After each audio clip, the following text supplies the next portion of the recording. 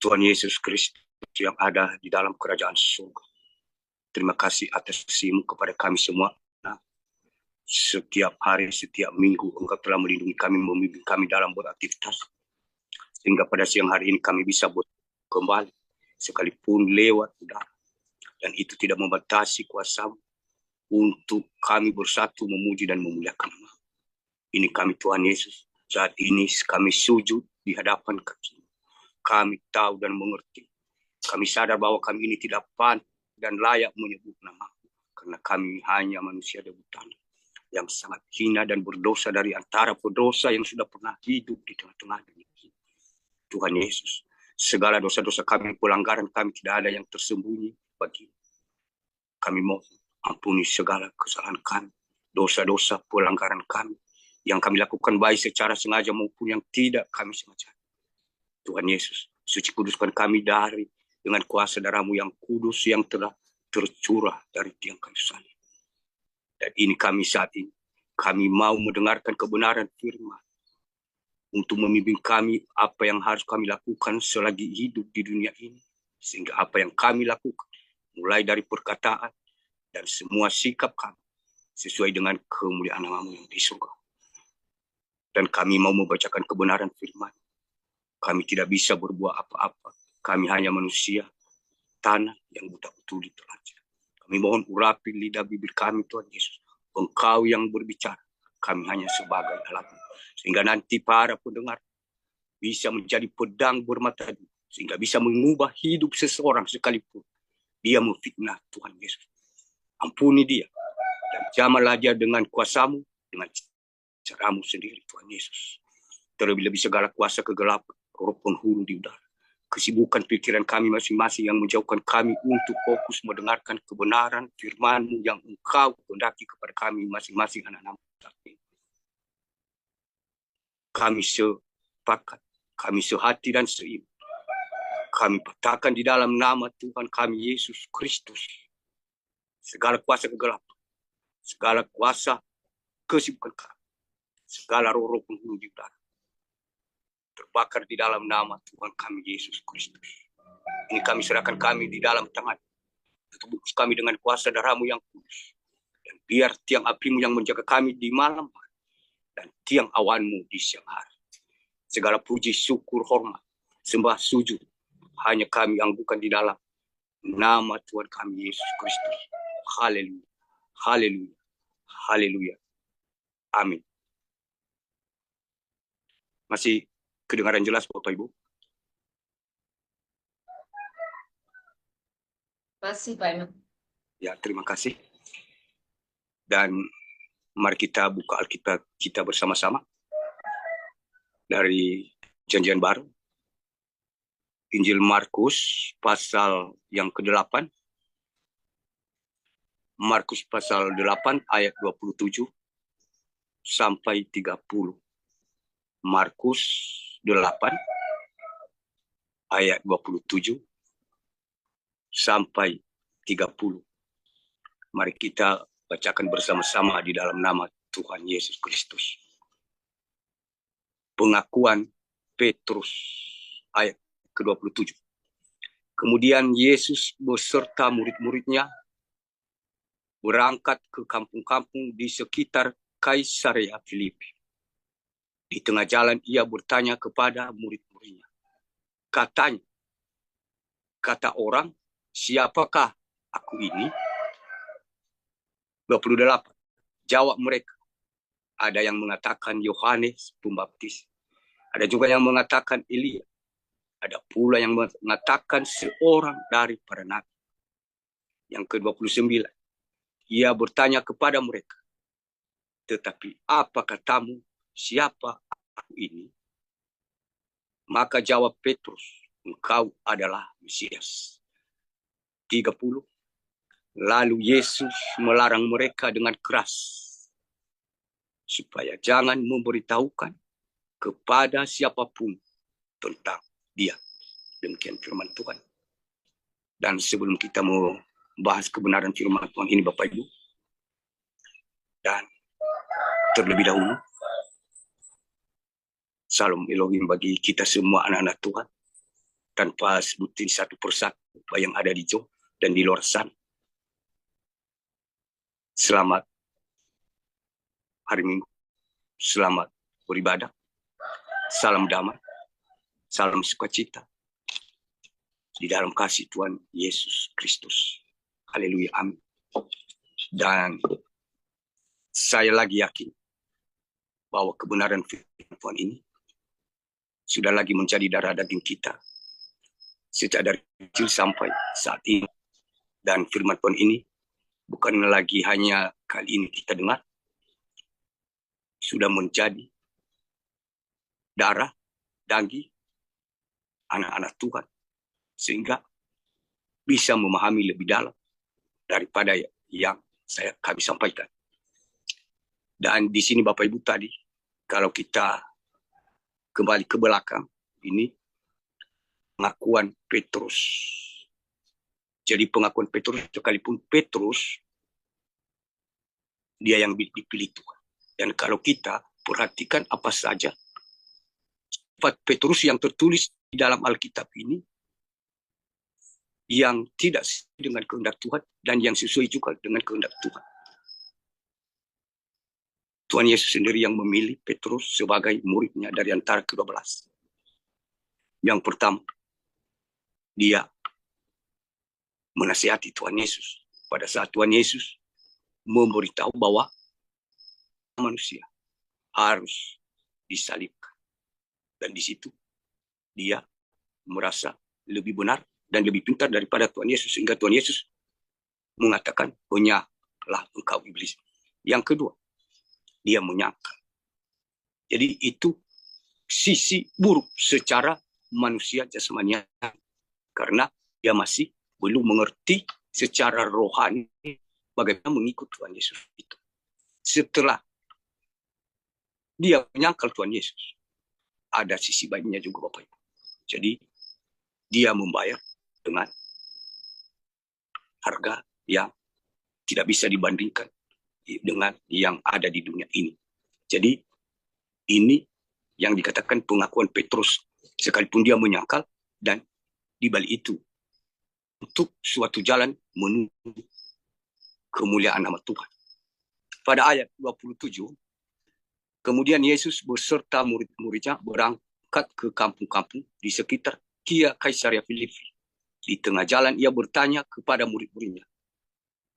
Katanya, kata orang, siapakah aku ini? Kalau kita perhatikan Bapak Ibu, ini kalau saya umpamakan secara jasmani biar cepat kita tangkap. Kita ini ibarat anak sekolah. Jadi setiap tahun kita diajar. Dan begitu akhir tahun nanti kita akan diuji.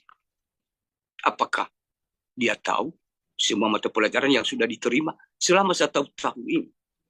Bisa dikatakan soal ujian kalau kita sebagai anak sekolah.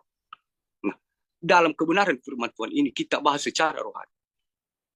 Ini sebagai bahan ujian iman kepada murid-muridnya yang diberikan oleh Tuhan Yesus.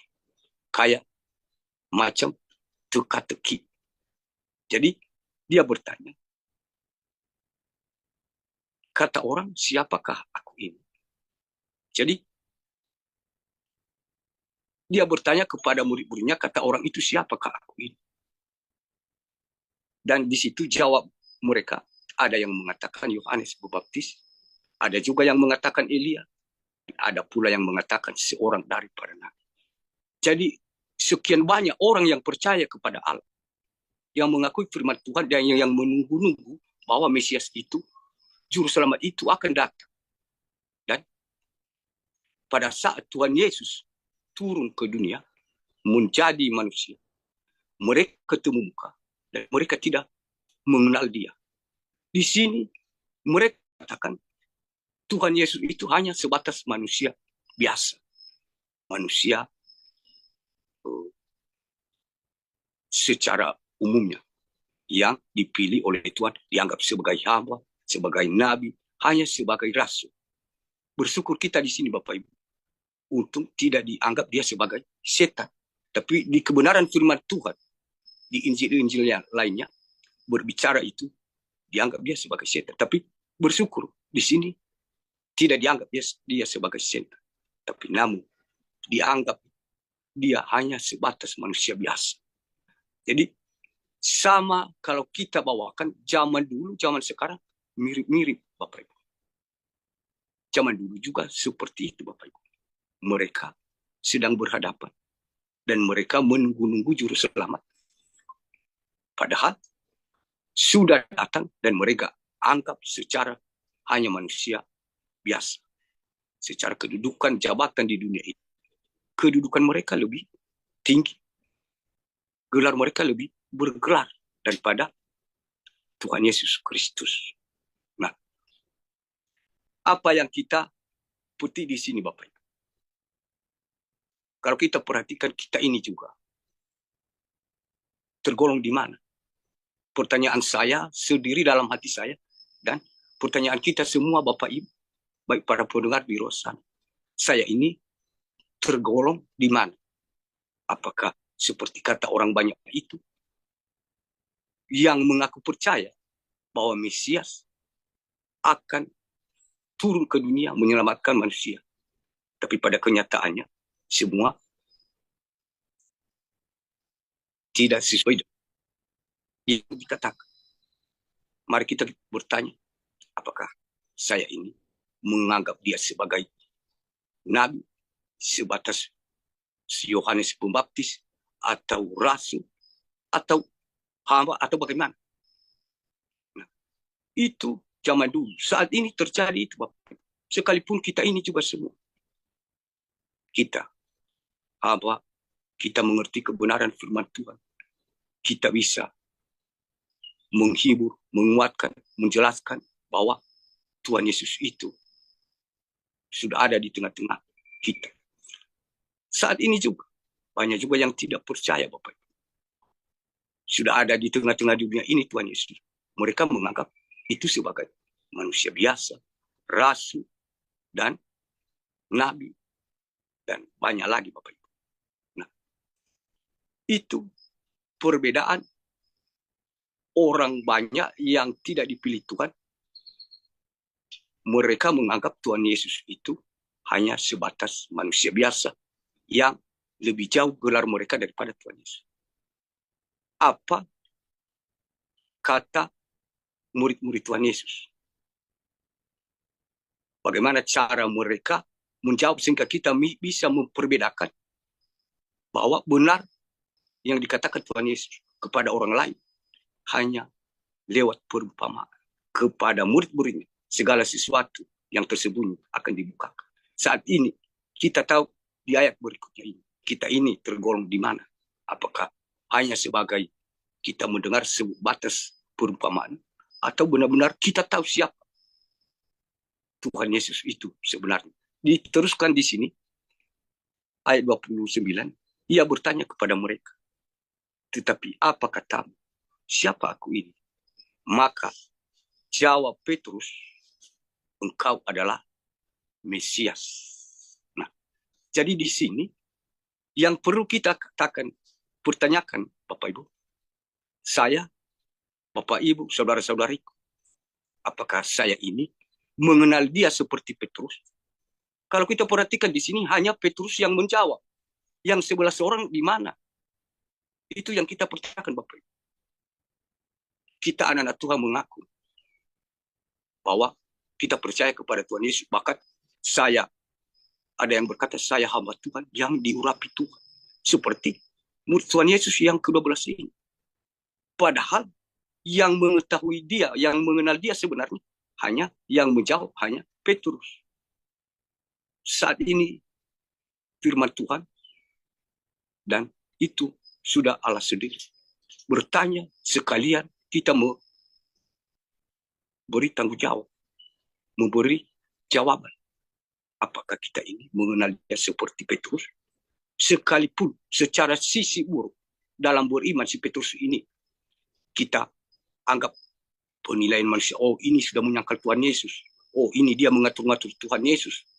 Jadi sebenarnya sekalipun demikian, tapi ada yang lebih besar yang memuliakan nama Tuhan, yang dikaruniakan Tuhan kepadanya, yaitu dia bisa mengetahui dan mengenal bahwa Tuhan Yesus itu adalah Mesias.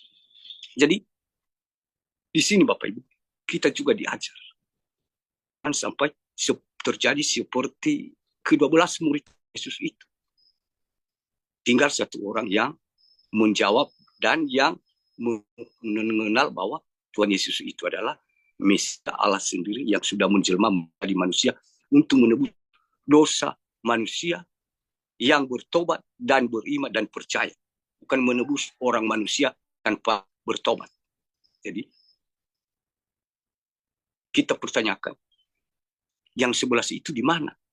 Padahal kalau kita perhatikan dari ayat sebelumnya tadi, kepada murid-muridnya, artinya lebih dari satu orang. Berarti semua murid-muridnya 12 orang ada di situ pada saat dia memberi pertanyaan itu. Tapi kenapa hanya satu orang yang menjawab, hanya Petrus?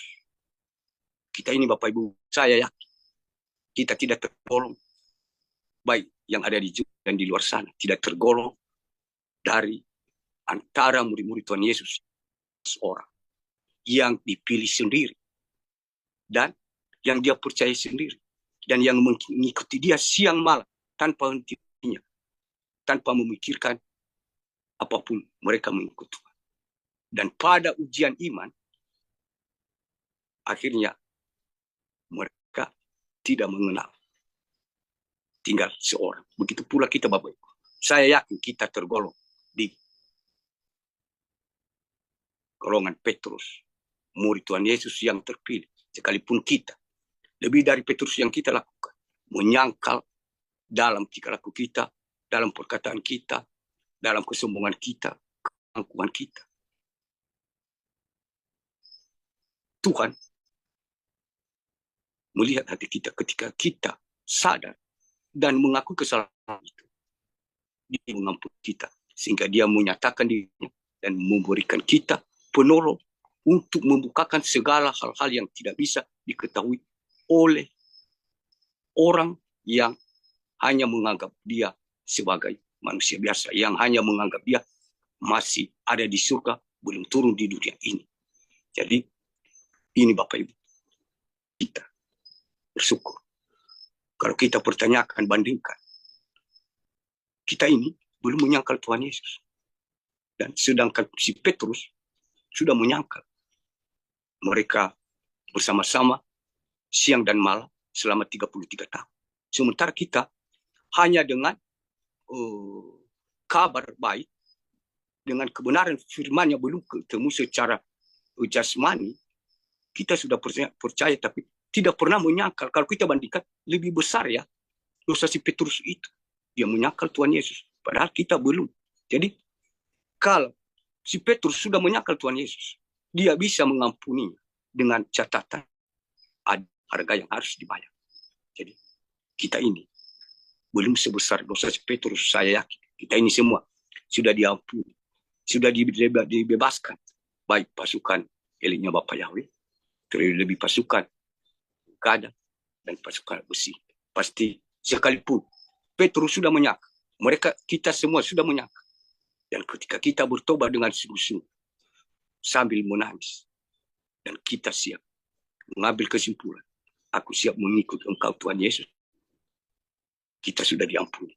Dan bisa kita mengenal dia lebih dekat lagi. Ketiga pun, lalu Yesus melarang mereka dengan keras, supaya jangan memberitahu kepada siapapun tentang dia. Di sini kalau kita berbicara lagi, kebenaran firman Tuhan ini, kalau kita tidak bisa memahaminya, ya memang bingung sendiri. Tuhan Yesus juga berkata, ya, katakan ya. Kalau tidak, katakan tidak. Sementara, kalau kita perhatikan, kayak macam bertentangan dengan ayat ini. Kenapa kebenaran dilarang untuk diberitakan? Nah, itu Bapak Ibu yang dimaksud dengan termasuk rahasia. Rahasia atau kalau di zaman dia termetrika, karena dia masih bahan ujian kepada orang lain, kecuali kepada murid-muridnya sudah diuji, tapi sudah bisa dinilai siapa yang lolos. Jadi untuk semua orang ini masih soal ujian, soal pertajaman iman, soal ketajaman roh. Jadi makanya dia katakan bahwa dia melarang bahwa jangan memberitahukan kepada siapapun tentang dia. Itu yang dikatakan dirahasiakan. Bukan dalam arti Tuhan itu membuat kita bingung. Kalau kita berbicara secara jasmani dengan jasmani, pasti kita akan berantem. Karena saling mendebatkan ayat-ayat firman Tuhan ini dengan satu sisi yang merasa benar. Dia bilang firman Tuhan itu dan amin. Sementara Tuhan Yesus katakan bahwa kalau ya, katakan ya. Kalau tidak, katakan tidak. Selebihnya dari si jahat beras. Tapi di ayat ini, kenapa dia melarang untuk mengatakan yang sebenarnya? Jadi timbul perdebatan sehingga iman kita bisa goyah dan gugur, Bapak Ibu. Berarti firman Tuhan ini tidak benar. Padahal ibarat firman Tuhan itu seperti sebuah rumah. Seperti daun pintu ya. Kita bisa buka, kita bisa tutup. Jadi semua kebenaran firman Tuhan itu bisa membuat kita ragu-ragu dan bisa juga membuka hati kita yang sudah tertutup. Seandainya kita sudah mempelajarinya, bukan hanya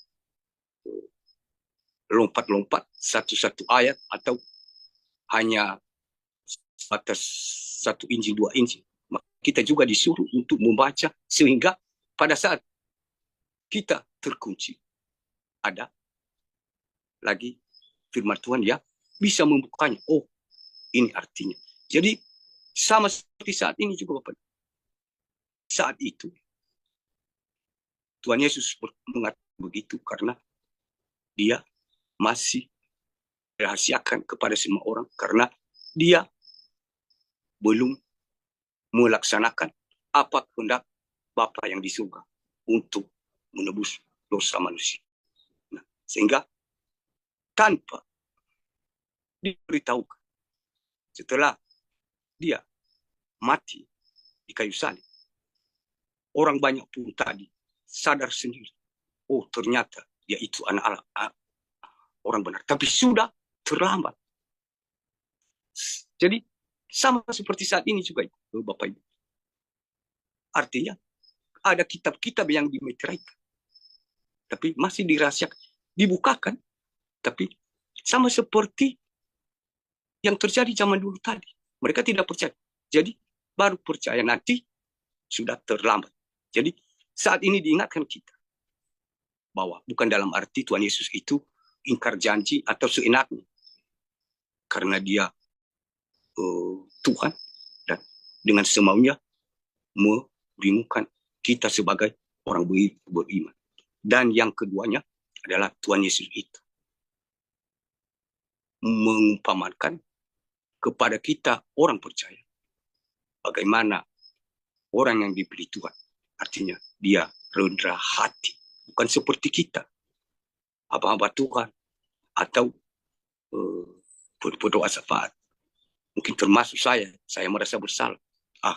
Saya sudah berdoa, ya dengan sudah sembuh saya bagikan di internet, puji Tuhan. Saya berdoa dan sudah sembuh. Aku bisa menyembuhkan ini. Apalagi kalau memang hati kita sendiri memuji kita. Ini memang kuasa Tuhan. Dia pakai saya luar biasa. Padahal Tuhan Yesus sendiri, dia tidak pernah mengatakan bahwa saya ini sudah pernah membuat mujizat. Tidak pernah. Bahkan setiap dia melakukan mujizat, orang mati pun dia bangkitkan. Apa yang dia katakan? Jangan beritahu. Jadi itu sifat orang percaya yang mengikuti apa kehendak Tuhan. Sehingga Tuhan bisa berkenan kepadanya. Dia mengajari kita bahwa harus kita melakukan seperti kerendahan yang dia ajari kita, seperti itu, ajari itu. Jangan kita sampai belok ke kiri dan belok ke kanan. Memuji diri sendiri bahwa saya sudah berdoa dan puji Tuhan sudah sembuh dan disebarkan di seluruh internet. Padahal Tuhan sendiri Kalau kita perhatikan, tidak pernah dia memuji kalau dia melakukan mujizat. Sementara kita ini tidak pernah melakukan mujizat. Ya, kita bangga, saya ini hamba Tuhan. Lebih tahu dari orang lain. Apalagi itu lebih dilarang Bapak Ibu. Jadi, sedangkan kenyataan itu ada yang dilarang. Kenapa dilarang? Bukan artinya dikunci, tapi itu suatu cara orang beriman untuk memperlihatkan ke semua orang bahwa dia itu adalah hamba Tuhan yang diurapi, reda hati, tidak sombong. Jadi dari kebenaran firman Tuhan ini Bapak Ibu, saya yakin, saya percaya kita semua sebenarnya sudah tahu lebih dalam lagi daripada yang saya jelaskan ini. Dan saya hanya mengingatkan, mari Bapak Ibu, kita proses hati kita masing-masing. Biar kita mengenal benar-benar Tuhan Yesus, sekalipun kita sudah menyangkal, sekalipun kita sudah melakukan dosa. Dan Tuhan Yesus tidak seperti kita manusia ini. Jadi, dia maha pengampun, maha pengasih, maha penyayang. Segala yang masuk di pikiran kita, belakangan-belakangan ini, kita sudah mulai merasa saya sudah ada di posisi garda terdepan, dipakai Tuhan. Dan tanpa sadar ada benih-benih keangkuhan, kesombongan. Ya, sebelum bertunas, mari kita cabut. Itu Bapak Ibu. Karena si jahat sangat pintar untuk menjatuhkan kita dengan memakai kata-kata yang bisa memuji diri sendiri dan memuliakan Tuhan menurut kita. Jadi hanya sampai di sini Bapak Ibu. Dan kami hanya manusia biasa yang buta tuli telanjang. Dan biarlah Roh Kudus, Roh kebenaran itu sendiri yang akan menjelaskan lebih dalam lagi di dalam hati Bapak Ibu, saudara-saudariku yang dikasihi yang ada di Zoom dan juga di live streaming YouTube kami. Demikian firman Tuhan. Dan biar segala puji syukur, hormat, kuasa, kemuliaan hanya kita agungkan di dalam nama Tuhan kita Yesus Kristus. Haleluya. Amin.